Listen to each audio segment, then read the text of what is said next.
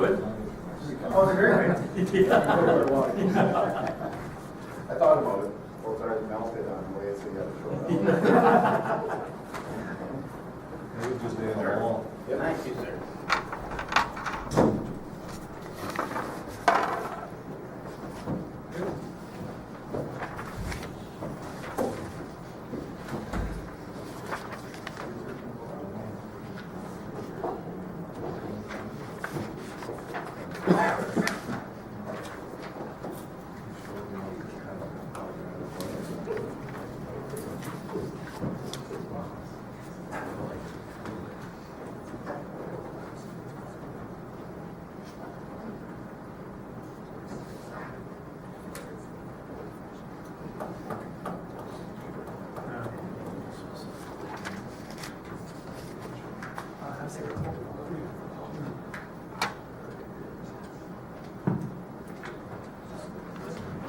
Seven thirty, we'll call a regular city council meeting of May 16th to order. We do have a quorum.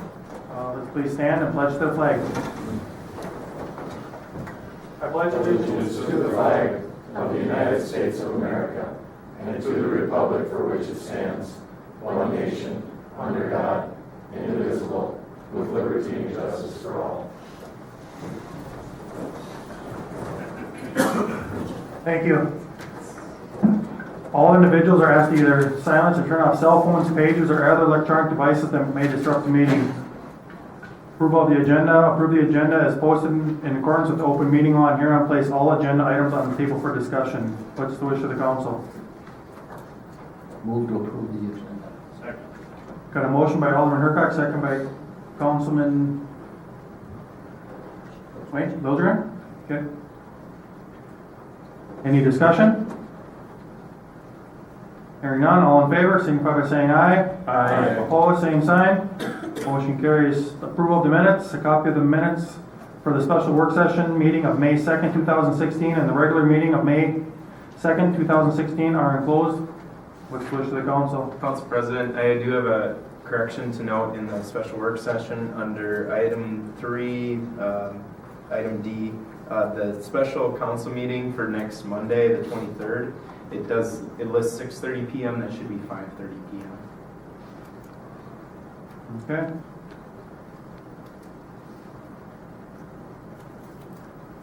Switch to the council. Move to approve with the correction. Do I have a second? I'll second it. Got a motion by Councilman Knappel, a second by Councilman Gushik to approve the minutes with the said adjustments. Any further discussion? Hearing none, all in favor, signify by saying aye. Aye. Opposed, same sign. Motion carries. Approval of the bills. Approved checks 94038 through 94162 totaling $362,014.37. Mr. Gushik? Turn to page 1 or page 6, whichever way you're looking at it. If you have any concerns, bring them up.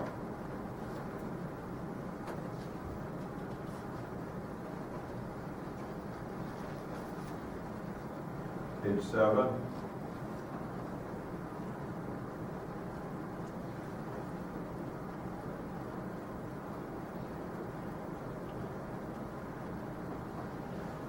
Page 8.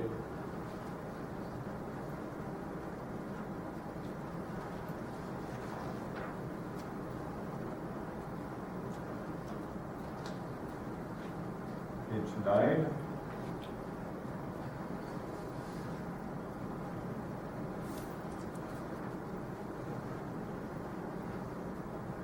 Page 10.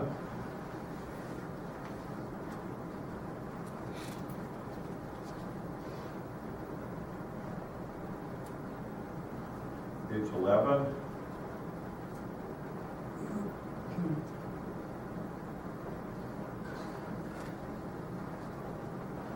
Page 12.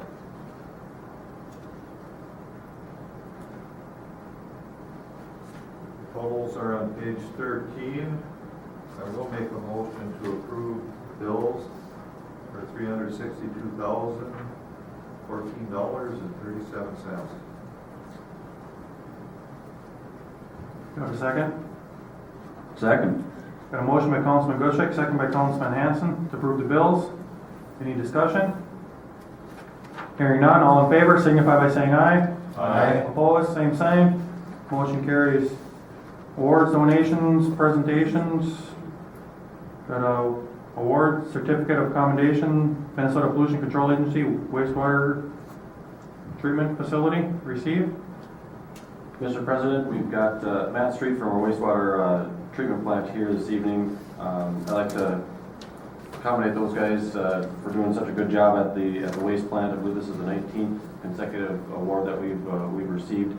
So I just wanted to acknowledge their hard work that they do down there, and the MPCA is showing us that by giving us those certificates.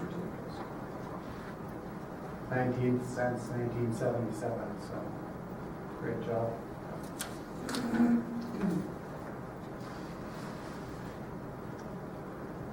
We want a presentation on that, or we just receive it? Need a motion to receive them? No? Okay. Consent agenda, agriculture lease agreement extension, Scott Doroff, wastewater treatment facility, and Ron Miller, Airport Commission and Economic Development Authority approved. Airport Commission minutes, April 2016 received. Animal Control Report, April 2016 received. Building Department Report, April 2016 received. Economic Development Authority minutes, May 2016 received. Energy Environmental Committee minutes, May 2016 received. Fire Department Report, April 2016 received. Heritage Preservation Commission minutes, May 2016 received. Hire Jacob Vogt and Blake Toso, Seasonal Labor Street Department approved. Housing and Redevelopment Authority minutes, April 2016 received. Morrison County Attorney's Prosecution Report, March 2016 received. Planning Commission minutes, April 2016 received. Police Department Report, April 2016 received. Public Works Department Report, April 2016 received. Solicitor's License, J.B. Schomer Agency, 1-year license and Willow Fruit, 30-day approved. Temporary sale of fireworks permit. Walmart and TNT Fireworks and Minnesota Fishing Museum parking lots approved. Wastewater treatment facility report, April 2016 received. Water treatment facility report, April 2016 received. What is the wish of the council on the consent agenda? I'll make a motion to approve. Second. Got a motion by Councilman Gushek, second by Councilman Hanson. Any discussion? Is this the first year at the Minnesota Fishing Museum they're selling fireworks? I would say so, and I haven't seen it before, and I was just kind of concerned too with the size of the parking lot that they have there at the fishing museum too. There's really nowhere to pull off or anything either. It's, That was my concern, I don't know. Is that something that's investigated at all, or? We reviewed the setbacks from churches and such, but not in terms of the parking requirements where we have not. Because we have no idea what they require for, they're planning on pulling it right out front. The west side of the parking lot is my understanding of where they're planning on putting the tent. Between the old granny establishment and that old garage there. I don't know, there just isn't a whole lot of parking there. so they still meet the parking requirements for their facility? But the facility they do, yes. Yeah. So they only need like 2 stalls? So, say you have something like this and you have a parking lot requirement, and then all of a sudden you have this whole extra group of parking coming in there. You take that into consideration, or you just go according to what they are required when it's not used for something like this? I'd have to double check. I don't know that answer right off the top of my head. Okay.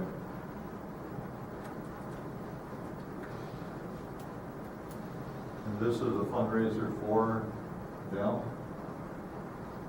the fishing museum isn't requesting the permit, it's another company that's requesting, Okay. American Promotional Events, which is doing business as TNT Fireworks. So it's my understanding that they use the parking lot space, sell them, and whether or not the owner of the property gets any rent or anything from that, I don't know. Well, it's a pretty large tent to be put up at the Walmart. If it's something even a quarter of the size, it pretty much eat up the whole parking lot. I don't know, I got some reservations about that one at the fishing museum. Now, they hold occasional garage sales there, or, you know, and you can't park anywhere. This probably will bring in more people. I don't know. It just doesn't seem like it would be the best location.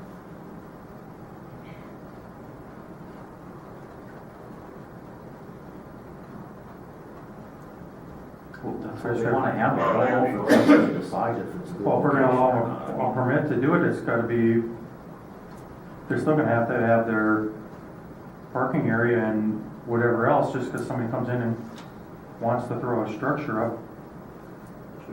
It's a temporary business to be, you know, you think they'd have to have some kind of parking requirements, and obviously they're gonna have additional employees to man the tent. You think you're gonna have a minimum of 1 to 2, so that's another 1 to 2 parking spots you think that would be required for them to. Is this something we could poll and maybe you can look more into, Chief?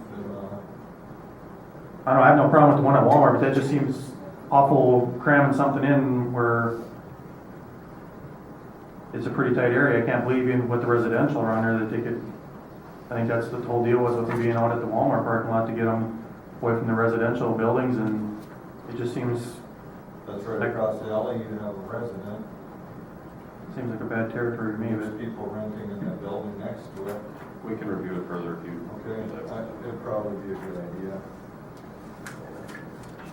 Just pull it, tell we the can next discuss it meeting. and we can pull it and whatever one want to have, if you haven't got any concerns on anything. Do you want to pull the whole thing or just the fishing museum? Do you want to approve Walmart? I'd be fine approving Walmart, I guess it's the fishing museum that I'd like some further, Well, then Frank's gonna have to revise. right? I'm gonna revise that. I'll make a motion to approve the consent agenda, pulling Minnesota Fishing Museum fireworks for further discussion. Second. For further information or come back. Come back at our next meeting. That's still, if we approve it then, that still gives them the opportunity to, we really didn't harm them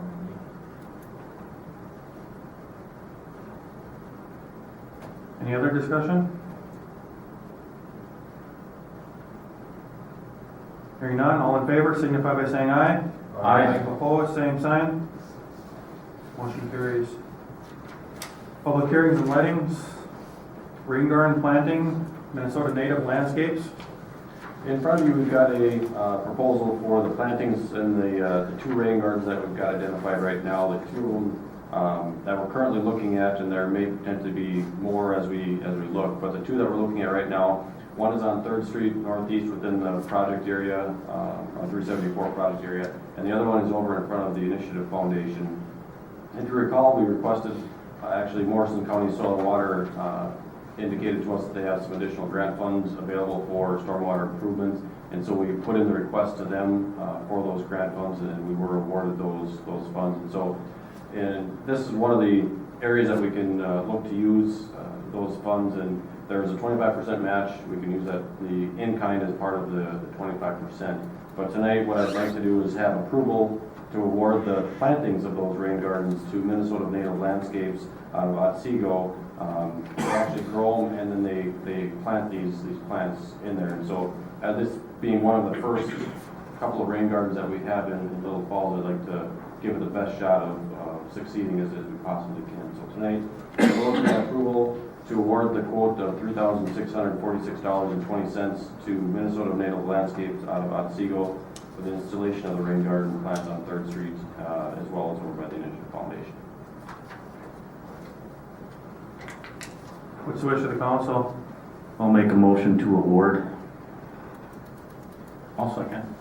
Got a motion by Councilman Hanson, second by Councilman Lotrian. Discussion?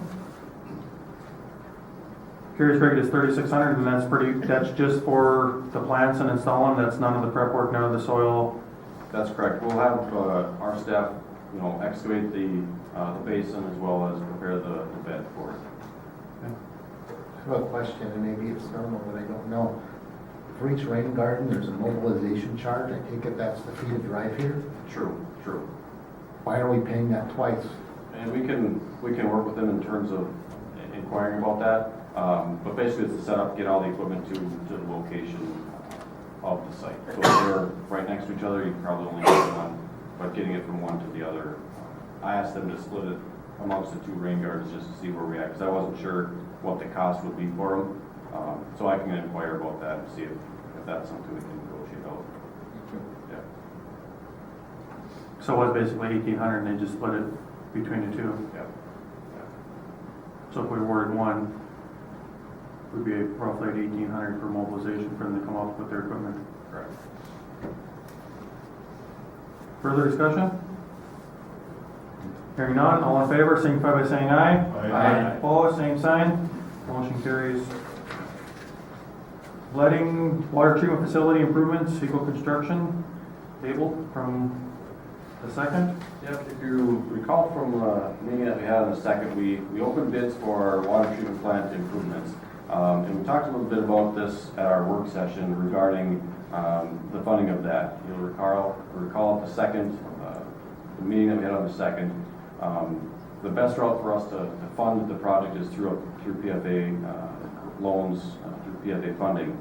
And we've supplied the application to the PFA for inclusion of that. We won't have a final definitive answer of whether or not we're in what they call the fundable range. We know the score of our application, but they're continually getting applications from municipalities for projects such as ours. They'll know the middle of June when everybody's applications are in, and they're able to rank them from most important to the least important, whether or not they have enough funds to dole out to the various communities. Tonight, what I would like the council to do is basically make the assumption that we are going to get the PFA funding. There's two routes you can go, PFA funding and bonding through the city ourselves. If we go through the PFA funding, which is our recommendation tonight, we have additional wage rates and such that we have to meet those requirements. That's already in the bid package. If for whatever reason the funding doesn't fall so that we can get the PFA loan, then we would still have to bond for the project. By awarding the project tonight, it basically gets the ball rolling in terms of getting the contracts in place, the performance and payment bonds set up. And so that usually takes about a month worth of time to get everything in place before construction actually starts. By that point, we'll know whether or not we'll be able to get a loan from the PFA. But by assuming we can get the PFA funds, that's what we're asking for tonight, we'll be able to get that ball rolling and get the project underway.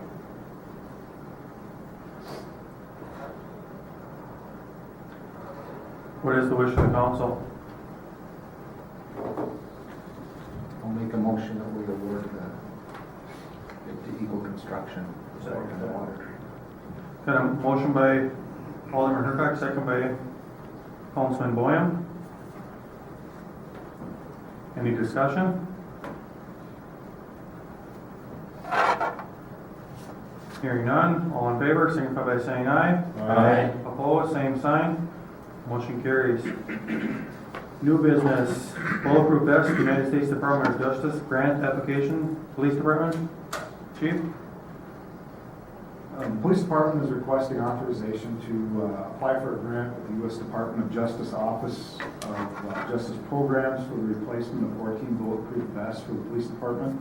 The vests generally are expired after 5 years. That's the policy with the Department of Justice and the manufacturers, and we're reaching that limit now. The vests would be replaced over a couple years.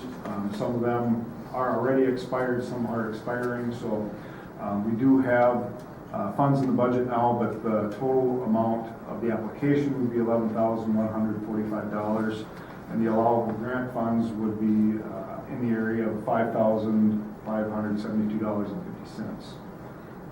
After the BES would be purchased, then the state of Minnesota also has funding available, but we would have to apply for that after the purchase of the BES. And for now, it would just be applying for that funding from the Department of Justice. What's the wish of the council? Make motion to approve. Second. Got a motion by Mayor Zilka, second by Councilman Knopfler for approval. Any discussion? Hearing none, all in favor signify by saying aye. Aye. Opposed, same sign. Motion carries. Heritage Preservation Commission recommendation, resolution 2016-31, authorized loan and deferred loan and facade easement. Bill and Susan Pasapio, Black Dog Opportunities. Accept and adopt. Lori? The HPC received a request from Presavios they requested some funding to redo the entryway to the old Leland Appliance building, going to make it handicapped accessible and make it flush with the rest of the building rather than have it be set back. The HPC reviewed the request and they're recommending approval of it through the federal funds that the city has. 30% would be a loan and 70% would be a deferred loan for the project. Total cost of the project, I believe, was just over $9,000. What's the wish of the council? I'll make a motion. Second. I got a motion by Councilman Wilgerin, second by Alderman Hercog, to approve resolution 2016-31. Any discussion? Mr. President, I will be abstaining due to a relationship with the owners. Thank you. Any other discussion? So this is just to basically make it handicap accessible.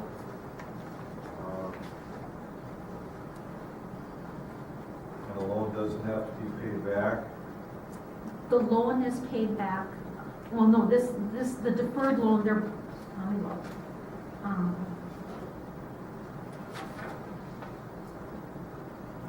The loan is paid back. The deferred loan is forgiven after 10 years.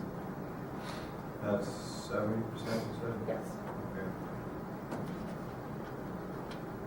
Any other discussion?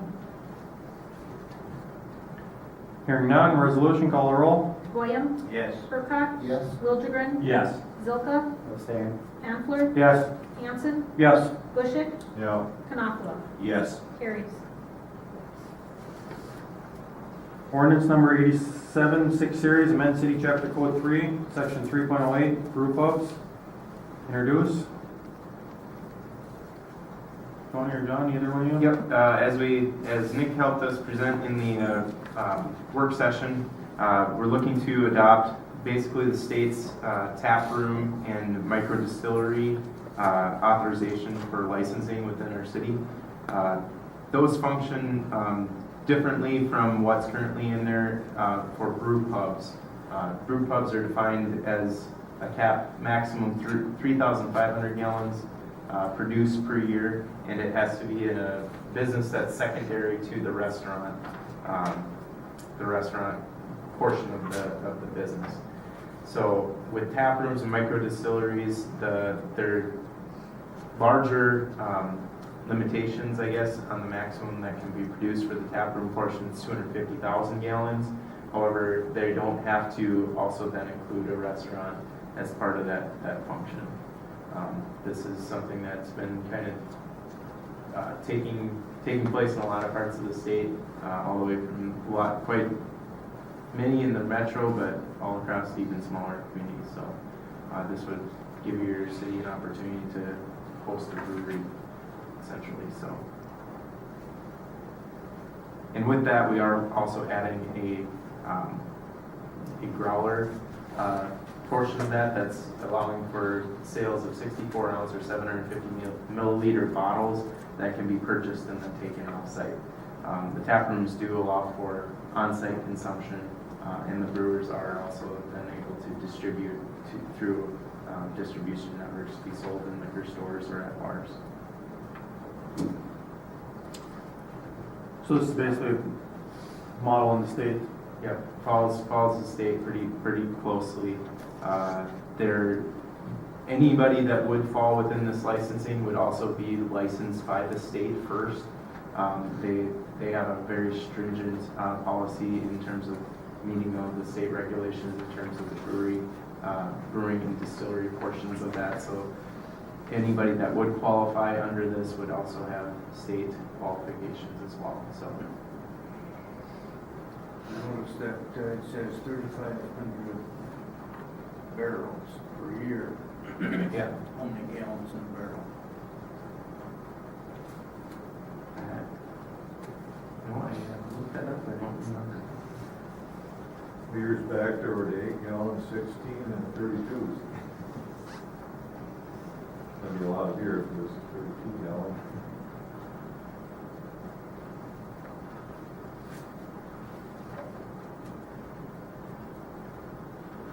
Wait, the way it's at the max 36. to 250,000. 31.5 U.S. gallons. Sorry. Imperial gallons or U.S. gallons. So 31.5 U.S. gallons per barrel. I believe I said I was mistaken in my language. It is barrels, not gallons. Is there a limit as to how many breweries we can have in the city? We could set that as a limitation. There is limitations that this distributor could not, or this manufacturer could not also start another brewery within the state. So you're not creating multiple of the same ones to mitigate the limitations of the But a different brewer could come in But a and different brewer could. request to start another. Yeah. Yes. I don't believe we set a limitation to the total number of breweries. I didn't see it in there. But the limitation is specifically for that manufacturer. And that's a state rule as well.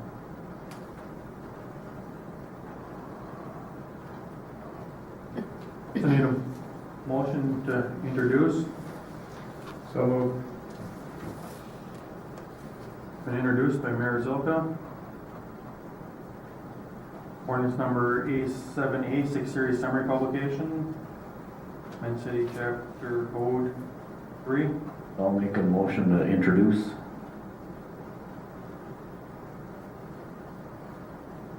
Okay, on Planning Commission recommendation, variance addition to structure 710 Southeast 4th Street. Jeff Wolvogel on behalf of James and Donna Wolvogel. Accept, approve. Ben? Mr. President, City Council, the request is for a variance to have a house addition that would be 3 feet from the property line. The minimum setback in that district is 5 feet. So the addition would be in line with the rest of the house, which is already about 3 feet away from the property line or even closer because of the angle.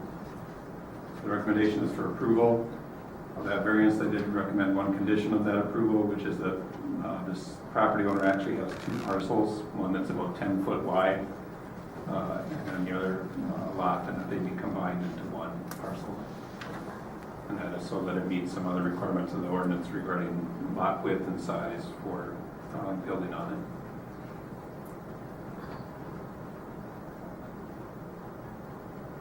What is the wish of the council on the variance? I'll make a motion to approve. Do I have a second? Second. Got a motion by Councilman Gushik, second by Councilman Hanson for approval. Discussion? I was at that meeting, 5 feet is usually the setback.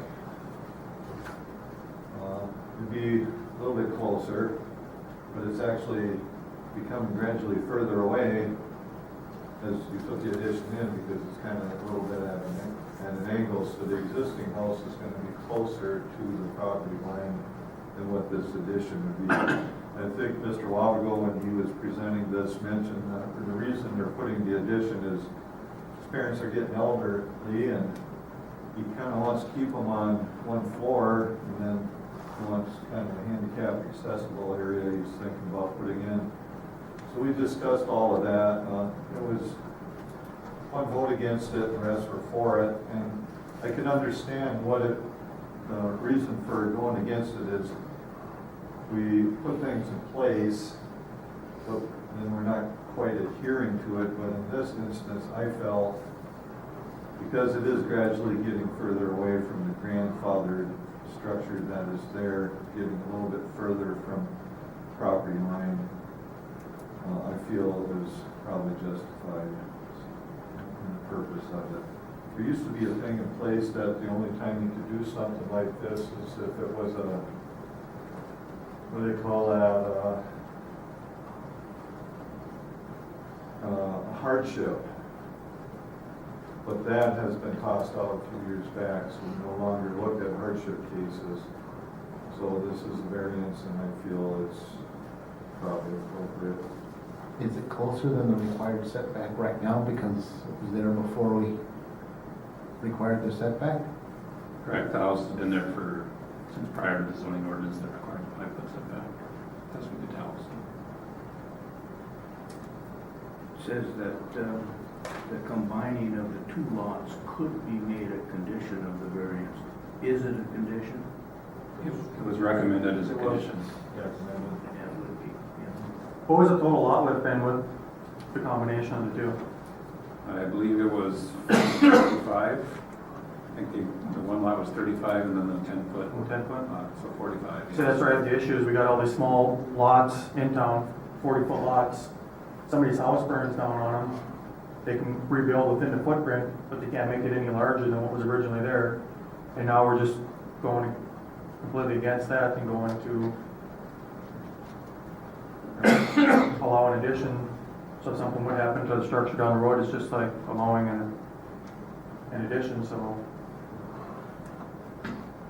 Although I just have a hard time with that narrow yard setback with all the stuff we're trying to do to combine and get rid of all the small unconforming lots. And this was a whole split, that whole deal with the 10 feet on the one side. So realistically, it's a 35-foot lot with the addition. And granted, the neighbor from the north said they didn't have an issue with it, but it's the owner owns it as rental property, so you don't live there either.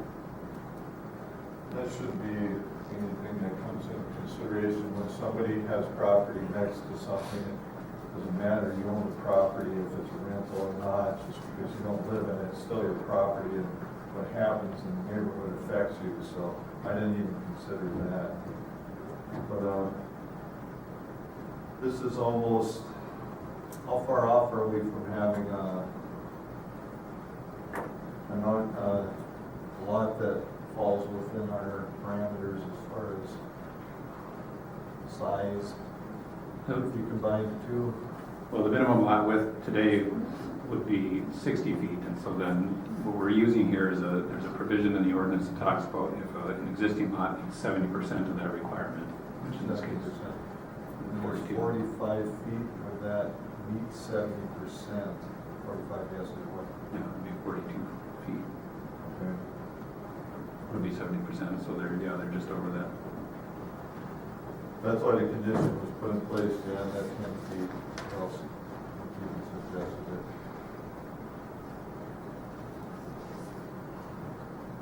Any other discussion? Hearing none, all in favor signify by saying aye. Aye. Opposed, same sign. Aye. Motion carries.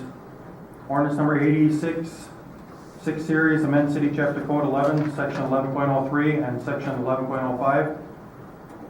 Tabled on 5-2. Introduced tonight.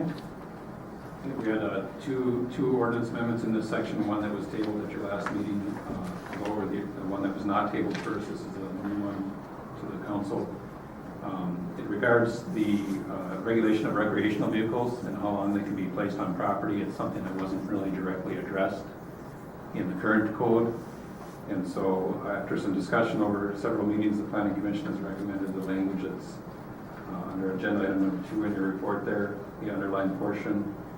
Basically what it does is it allows for people to have an RV without any kind of permits or approval from the city for 14 days. And then if they want it longer than that during summer months between April 1st and October 31st, they can come in and ask for approval to have it up to 180 days.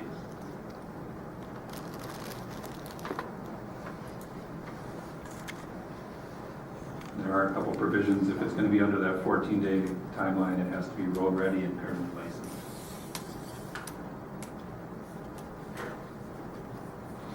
Do we have any questions on 1103? Is that only for people to live in? If somebody owns one, can they have it parked on their property? Right, it's only regarding the living in it. If you're parking it on the property, that's already addressed in the ordinance or the code and would continue to be allowed. So people using it for a dwelling. Right. Any other questions on that one? Is this a problem around the city? We've had a couple items where residents have complained about neighboring property having an RV parked on the property and being parked for extended periods of time.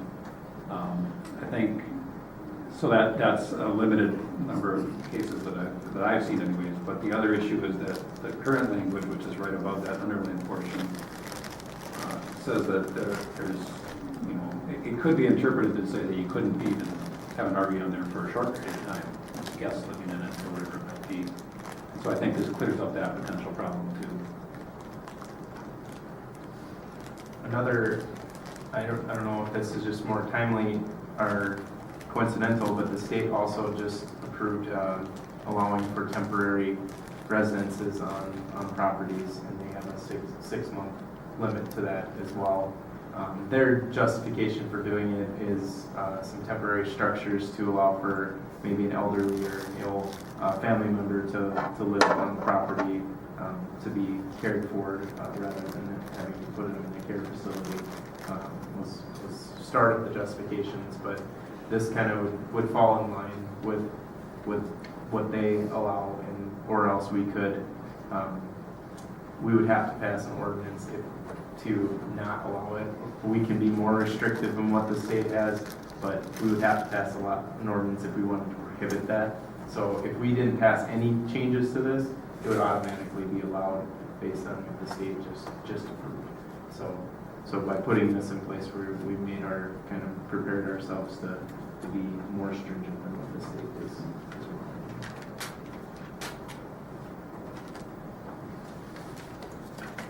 Any other questions on that one? 1105? Okay, this is one that was tabled at the last council meeting, so the concern, and I don't want to speak for the city attorney, but there were some concerns expressed last time about how specific it was and how open-ended it was, and so the planning commission reviewed some potential changes to that language, and again, it's underlined in the last page of that report to you as to what would be added to it to put some more boundaries around what could be allowed under this provision. And again, the basic idea is that it would add some language at the end of most of the sections regarding zoning districts and what uses are allowed. And it would say that other uses that haven't been listed, but that are deemed by the planning commission to be of the same general character as things that are listed, could be allowed as a conditional use process, which would still require a public hearing and opportunity for the public to give their input, and planning commission to discuss it and make their recommendation to you as the council. So what's been added there is some additional language to talk about the types of things that the planning commission would have to consider and the council would have to consider as it made its decision about whether something was has the same general character of those items. So traffic, hours of operation, noise, odor, glare, nuisance characteristics, things like that, that they would have to consider in that process. So the recommendation from the planning commission was to approve it with that underlying language being added in addition to the other portion of it that was presented last meeting. Feel a little more comfortable with that, Toni? Well, what I would recommend is that you list out what you're going to allow. Because remember, a CUP is created by the city. So if we don't create it, it doesn't exist. So once we create it, The rule is if they meet it, they're entitled to that CUP.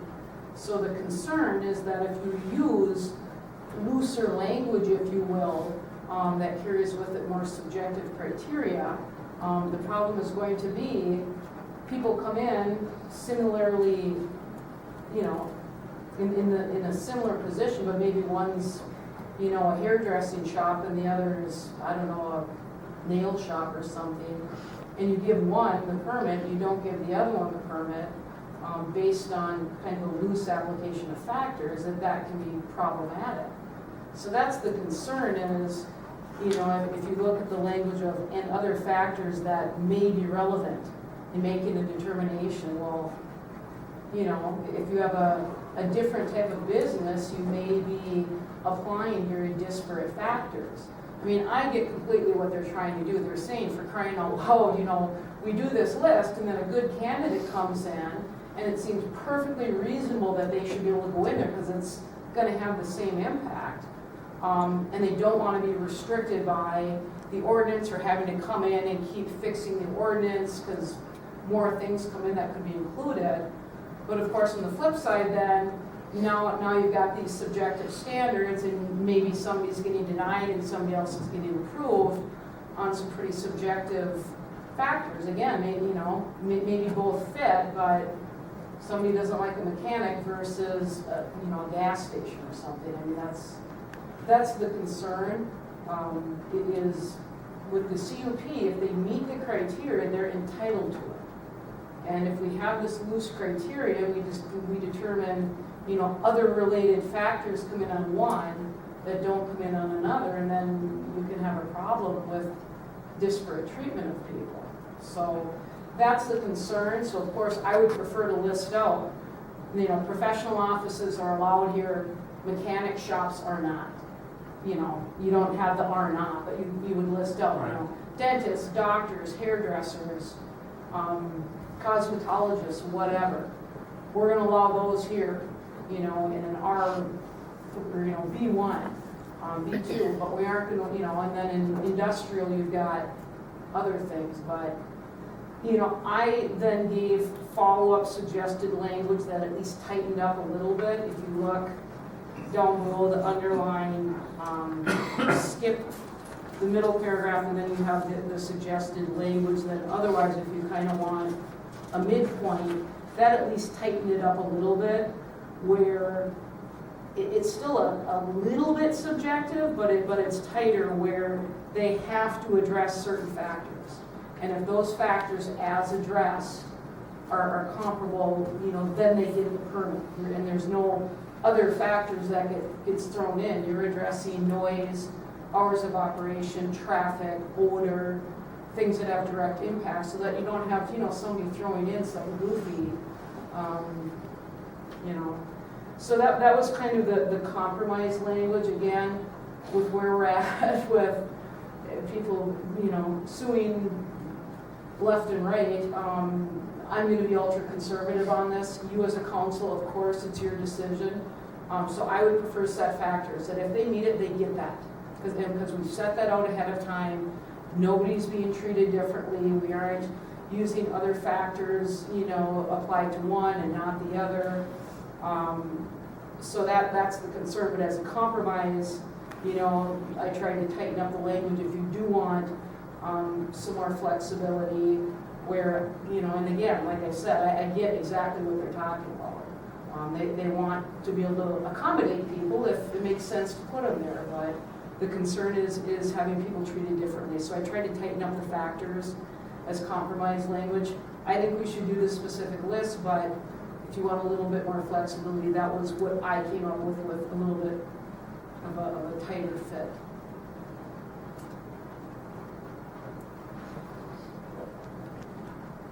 Any other questions?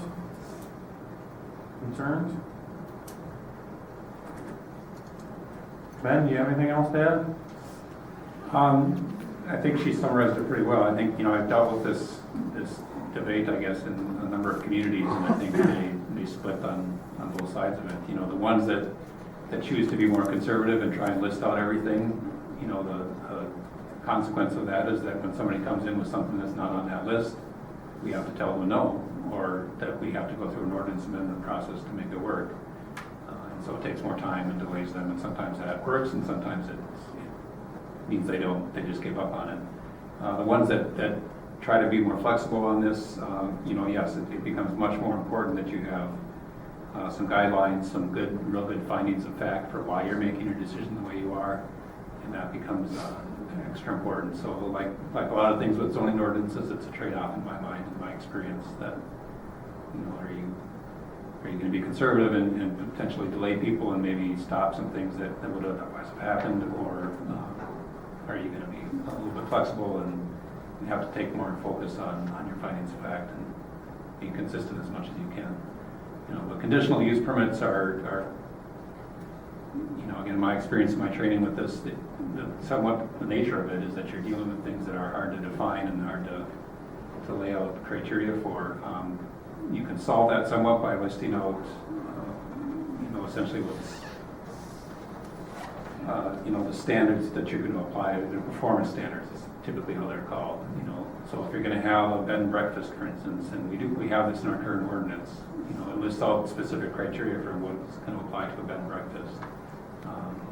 So you can do that too, and that takes more time and more effort to list out those kinds of things for every particular use. But yeah, it really comes down to this sort of no right answer between, do you want flexibility or do you want a little bit more safety in terms of being challenged on things. Any concerns from the council? I like the conservative idea because it puts it kind of right where it's at.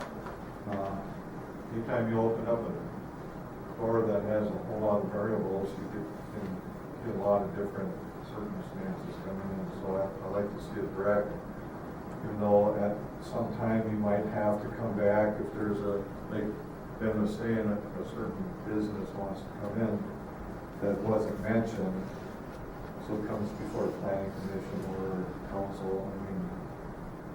I feel better about that than leaving it open-ended.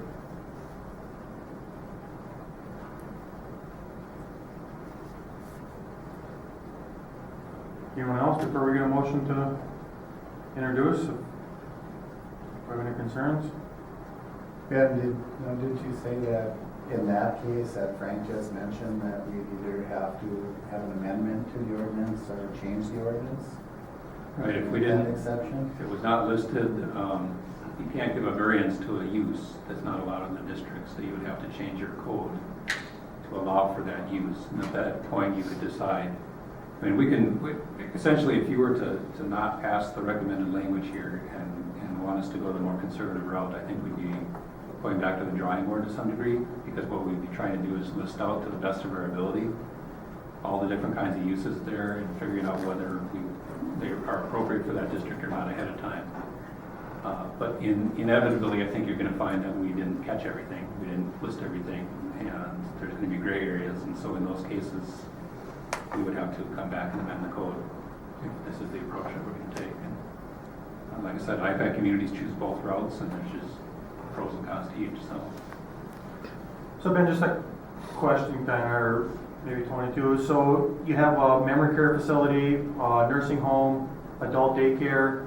Those would all have to be listed out because one would not fall under the other. Is that kind of what I'm getting out of this? It depends how, we kind of ran into this with, it depends how the wording that you use. If you use, medical facility or something where it could fit in there. And again, that runs you into some subjective criteria. Right. We ran into it with a professional office. What's a professional office? Where does that line stop? As far as if people are in there working during office hours, but they don't have a professional license, is it still a professional office? So, it's hard because, like Ben said, flexibility is nice to be able to say this makes perfect sense for this to be here. It's right. No different than anything else. We just don't have it on the goddamn list. That's frustrating. But you can try and be more general, like instead of listing out dentist, doctor, lawyer, accountant, architect, professional office, professional buildings, which may encompass far more than that.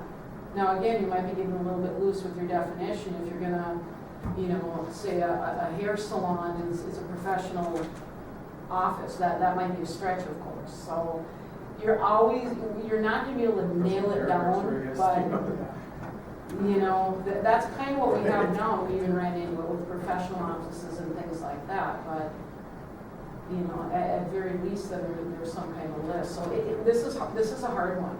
It's hard because I think what they're saying makes perfect sense. The concern, though, is when we start applying it, you can have some really angry people who get denied that from their view, fit equally as well as the others, and they don't get in. And like Ben said, that's when you have to really rely on your findings. So it's a tough one.